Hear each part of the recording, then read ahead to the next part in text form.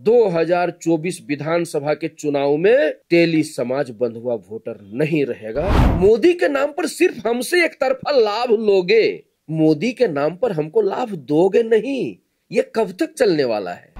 अगर हम आपको जिताने का काम करते हैं और आपके नजरों में हमारी अहमियत नहीं है, जब हमारे वजह से आप हारोगे, अब 5 साल तक विपक्ष में बैठने के लिए मजबूर हो जाओगे, तब हमारी अहमियत आपको समझ में आएगी। तो अब समाज इन बातों को समझने लगा है कि हमारे सीधापन का नाजायज फायदा उठा रहा है और मोदी मोदी मोदी कह के हमको गुमराह कर रहा है। लोक हित अधिकार पार्टी सभी 81 विधानसभा सीटों पर लड़ेगी। कि हमारा समाज 95% से ज्यादा वोट देता है, तो फिर आप लोग जनसंख्या के अनुपात में उनको एमएलए का टिकट क्यों नहीं देते? झारखंड में एक ऐसा समुदाय है जिसके बारे में कहा जाता है कि वह समुदाय जिस राजनीतिक पार्टी की ओर रहेगा, जिसके साथ वो कदम ताल करेगा, उस पार्टी की सरकार सत्ता में रहेगी। और 24 वर्ष के झारखंड में वह समुदाय एकजुट होकर के भारतीय जनता पार्टी को वोट करने का काम किया है। लेकिन अब धीरे धीरे इस राज्य में स्थितियां बदल रही है। भारतीय जनता पार्टी से नाराज यह समुदाय अब झारखंड प्रदेश में एक बिगुल फूंक दिया है, गुलगुलान की आगाज कर दिया है, जिसके चलते आप देखिए कि झारखंड प्रदेश के भारतीय जनता पार्टी में जो लोग थे इस समुदाय से, अब धीरे धीरे उस समुदाय के लोग जो है भारतीय जनता पार्टी से इस्तीफा दे रहे हैं और लोक हित अधिकार पार्टी नामक एक जो राजनीतिक पार्टी है उस पार्टी का वह दामन थाम रहे हैं। और वह जो समुदाय है वह तैलिक समुदाय है, जिसे हम लोग साहू समुदाय के तौर पर भी जानते हैं, तेली जाति समुदाय के तौर पर जानते हैं। तेली जाति समुदाय के लोगों ने इस बार सीधे तौर पर यह नारा दे दिया है कि भारतीय जनता पार्टी को हराना है और तेली जाति के स्वाभिमान को बचाना है। हमारे साथ फिलहाल बातचीत करने के लिए लोक हित अधिकार पार्टी के प्रदेश अध्यक्ष सुनील साहू हैं। सर, आपके बारे में झारखंड की राजनीति में यह कही जाती है कि भारतीय जनता पार्टी के वर्तमान के प्रदेश अध्यक्ष और पूर्व के मुख्यमंत्री बाबूलाल मरांडी के एक हनुमान के तौर पर आप रहे हैं, लेकिन आपको जब वहां पर सम्मान नहीं मिला तो उस पार्टी को छोड़ करके आप लोक हित अधिकार पार्टी का निर्माण किया और आज झारखंड प्रदेश के अध्यक्ष हैं। और तेली जातियों ने इस बार जो नारा दिया है कि भाजपा को हरा कर ही दम लेंगे या फिर तेली जाति के स्वाभिमान को बचाना है, क्या कुछ कहेंगे इन तमाम सवालों पर? सबसे पहले आपके इस लोकप्रिय चैनल जनसभा को हम धन्यवाद करते हैं, इसलिए कि अक्सर आप लोग जमीन से जुड़े हुए मामले को उठाते रहते हैं, देखकर अच्छा लगता है। जहां तक बाबूलाल मरांडी जी की बात है, तो मैं उनका राजनीतिक शिष्य रहा हूं। राजनीतिक ज्ञान की प्राप्ति बहुत हद तक उनके साथ रहकर ही हुआ है। आज वो दूसरे पार्टी में है, मैं अलग पार्टी में हूँ, फिर भी व्यक्तिगत मैं उनका काफ़ी सम्मान करता हूँ। और मैं इतना कह सकता हूँ, मैंने रघुवर दास जी के कार्यकाल को भी देखा है, भाजपा के और भी अन्य नेताओं को मैंने बहुत करीब से देखा है। झारखंड प्रदेश में आज जितने भी भाजपा के नेता हैं, अगर उसमें ये तय किया जाए कि सबसे अच्छे नेता कौन होंगे, तो मैं दूसरे पार्टी में रहकर भी कह सकता हूं कि बाबूलाल मरांडी से बेहतर नेता बीजेपी में कोई दूसरा हो ही नहीं सकता। लेकिन मेरी उनसे राजनीतिक लड़ाई है, मेरी उनसे वैचारिक लड़ाई है, वो मेरा व्यक्तिगत भावना है, व्यक्तिगत सोच है। और व्यक्तिगत भावना और व्यक्तिगत सोच से राजनीति नहीं होता है। हम सामाजिक न्याय की लड़ाई लड़ रहे हैं। लोक हित अधिकार पार्टी का गठन सामाजिक न्याय लाने के लिए हुआ है और इसी के तहत हम लड़ाई लड़ रहे हैं। लोक हित अधिकार पार्टी चाहती है कि गरीब से गरीब घर में जन्म लेने वाले भी तेज तरार बेटे बेटियों को अगर उनके माता पिता पढ़ाने में सक्षम नहीं है तो सरकार सरकारी खर्चे से उनको पढ़ाए, तभी इस देश में सामाजिक न्याय आएगा। इस तरह की बहुत सारी बातें हैं। जहां तक तेली समाज की बात है तो इसमें कहीं दो मत नहीं है कि कल तक तेली समाज भारतीय जनता पार्टी का बंधुआ वोटर था। पिछले 3-4 वर्षों से मैं, मेरा टीम, मेरे सहयोगी साथी लोग मिलकर झारखंड के एक एक जिला में जाकर, समाज के बीच जाकर, गांव गांव में जाकर लोगों को यही बताने का प्रयास किए कि बंधुआ का कोई कीमत नहीं होता है। मैं जब भाजपा में था तो दिल्ली से एक बड़े नेता आए थे, नाम लेना जरूरी नहीं है। उनसे मैंने पूछा था कि सर, मेरा समाज भाजपा को 90-95% वोट देता है कि नहीं, ये आप लोग मानते हैं कि नहीं? उन्होंने कहा कि 95% से भी अधिक वोट आपका समाज सिर्फ बीजेपी को देता है। तो मैंने उनसे पलट कर पूछा था कि सर, जब आप लोग मानते हैं कि हमारा समाज 95% से ज्यादा वोट देता है तो फिर आप लोग जनसंख्या के अनुपात में उनको एमएलए का टिकट क्यों नहीं देते? जनसंख्या के अनुपात में उनको लोकसभा का टिकट क्यों नहीं देते? उन्होंने बहुत अच्छा जवाब दिया था। मैं उनके जवाब से संतुष्ट हुआ, इसीलिए आगे उनसे प्रश्न नहीं किया। उन्होंने कहा कि हर पार्टी का एक अपना वोट बैंक होता है और चुनाव मैदान में जाने समय वह पार्टी यह सोचती है कि किस व्यक्ति को टिकट दिया जाए जिसको टिकट देने से 10,000, 20,000, 25,000 वोट प्लस हो जाए। हम तेली समाज को टिकट दे या ना दे, जितना वोट पार्टी को मिलना है मिल ही जाता है। लेकिन कुछ ऐसी भी जातियां हैं जो बंधुआ वोटर नहीं है, अंधभक्त नहीं है, और वैसे जाति के किसी नेता को टिकट दे देने से उनके जाति का वोट पार्टी को मिल जाता है। 10,000, 15,000, 20,000, 25,000 वोट प्लस हो जाता है और जीतने की संभावनाएं बढ़ जाती है।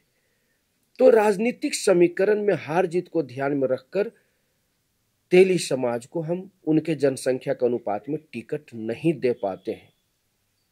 तो हमने कहा ठीक है सर, आपका जवाब सही है कि भाई आप हमको वोट टिकट नहीं देते हैं तब भी आपको 95+ वोट मिल जाता है, और देंगे तो भी वही मिलना है।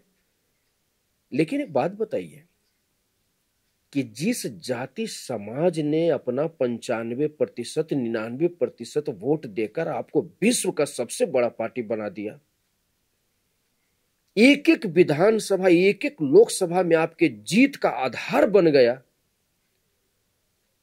पब्लिक का वोट प्लस नहीं होगा, बस इतना सोचकर आप उनके जनसंख्या के अनुपात में टिकट नहीं दे पाते हैं, तो राज्यसभा का टिकट क्यों नहीं देते? वहां तो पब्लिक वोट की आवश्यकता नहीं पड़ती है। जब आपकी सरकार बनती है तो 2-4 लोगों को, इस समाज के 2-4 लोगों को बोर्ड निगम का चेयरमैन क्यों नहीं बनाते? वहां तो आपको पब्लिक वोट की आवश्यकता नहीं पड़ती है। जिन जिन राज्यों में एमएलसी का प्रावधान है उन राज्यों में 4-5-6 लोगों को एमएलसी क्यों नहीं बना देते? वहां तो पब्लिक वोट की जरूरत नहीं पड़ती है। इतना बोला, वो हमारे बड़े नेता बिगड़ गए, नाराज हो गए। इस प्रश्न का जवाब आज तक नहीं मिला। यही बात झारखंड के एक एक जिला में जाकर, एक एक गांव में जाकर पिछले 3-4 वर्षों से अपने लोगों को समझा रहा हूं, और आपके माध्यम से लोगों को यह संदेश देना चाहता हूं कि इस चुनाव में, 2024 विधानसभा के चुनाव में, तेली समाज बंधुआ वोटर नहीं रहेगा। चुनाव परिणाम आएगा तो आप देख लीजिएगा। तो क्या इसीलिए यह नारा दिया गया है कि अब हम जो हैं वो भाजपा को हरा कर ही दम लेंगे? नहीं, भाजपा को हराना और भाजपा को जिताना हमारा उद्देश्य है ही नहीं। हमारा उद्देश्य है सामाजिक न्याय, अर्थात जिनकी जितनी संख्या भारी उनकी उतनी हिस्सेदारी। अगर हम आपको जिताने का काम करते हैं और आपके नजरों में हमारी अहमियत नहीं है, जब हमारे वजह से आप हारोगे, अब 5 साल तक विपक्ष में बैठने के लिए मजबूर हो जाओगे, तब हमारी अहमियत आपको समझ में आएगी। हराना जिताना हमारा उद्देश्य नहीं है। हम भी जागरूक हैं, कल तक नहीं थे, आज हम जागरूक हैं, इसका परिचय देना हमारा उद्देश्य है। झारखंड में आप जैसे जो समाज के पुरोधा हैं, जो समाज को सींच रहे हैं, वो लोग ये कह रहे हैं कि तेली समुदाय अपने स्वाभिमान को बचाने के लिए इस बार भाजपा को सबक सिखाएगी। देखिए, ये किन्हीं का निजी विचार हो सकता है। मेरा निजी विचार और राजनीतिक विचार, दोनों विचार में ये कहीं तक हमारा ये नहीं है कि हम किसी एक पार्टी को हराने के लिए या किसी एक पार्टी को जिताने के लिए काम कर रहे हैं। हम बंधुआ थे, आज हम बंधुआ नहीं है, आज हम जागरूक हैं। ये परिचय देना हमारा उद्देश्य है, और जिस दिन ये परिचय देने में हम सफल हो जाएंगे, उस दिन भाजपा क्या, देश की तमाम पार्टियां जिनकी जितनी संख्या भारी उनकी उतनी हिस्सेदारी के तहत हमारे साथ सामाजिक न्याय करने के लिए बाध्य हो जाएंगे। तो फिर ऐसे में मान्यवर कांसीराम की बातों को भी लोग याद करना चाहिए। पहले वो कहते थे कि आप अपने समुदाय को अगर वोट देते हैं, वो जीतेगा नहीं लेकिन किसी को हरा देगा। फिर आप दोबारा जब वोट आप उसको देते हैं, फिर वो जीतेगा नहीं लेकिन किसी के हार का कारण बनेगा। और तीसरी बार जब आप वोट देते हैं तो वो जीत करके आएगा, और वो नहीं जीतेगा, आपका समाज जीतेगा। तो ऐसे में लोक हित अधिकार पार्टी जिस तरीके से लगातार झारखंड की राजनीति में एक भूचाल ला करके रखा हुआ है, 81 विधानसभा सीटों पर तैयारियां कर रहा है। अगर 81 विधानसभा सीटों पर लोक हित अधिकार पार्टी चुनाव लड़ती है तो सीधे तौर पर कहीं ना कहीं वह जो वोट होगा वह वोट भारतीय जनता पार्टी को होगा। और ऐसे में भारतीय जनता पार्टी को इस पर क्या डिसीजन लेना चाहिए और कितनी सीटें भारतीय जनता पार्टी जो है वह इस लोक हित अधिकार पार्टी के कारण, तेली समुदाय के कारण हार सकती है? देखिए, आपने सरधे कांसीराम साहब जी का उदाहरण दिया। हमें यह कहते हुए खुशी हो रही है कि मैंने राजनीतिक शुरुआत विद्यार्थी जीवन से बाहर आने के बाद, जब मैं राजनीतिक जीवन में प्रवेश किया था, तो राजनीतिक शुरुआत हमारी बहुजन समाज पार्टी से ही हुई थी। और 1-2 साल नहीं, लगभग 12-13 साल, 1993 से लेकर 2005 तक मैं बहुजन समाज पार्टी का काम किया। वहां भी मैं झारखंड प्रदेश का महामंत्री था, और सरधे कांसीराम जी से मेरा व्यक्तिगत संबंध बन गया था और अच्छा संबंध बन गया था। वो एक आदर्श व्यक्ति थे। मैं 3 बड़े नेता के साथ काम किया, मान्यवर कांसीराम और माननीय बाबूलाल मरांडी जी और माननीय रघुवर दास जी। तो मैंने बहुत कुछ कांसीराम साहब से सीखा है, और जिनकी जितनी संख्या भारी उनकी उतनी भागीदारी, ये जो स्लोगन दिया हुआ है ये किसी और का नहीं, कांसीराम जी का दिया हुआ है।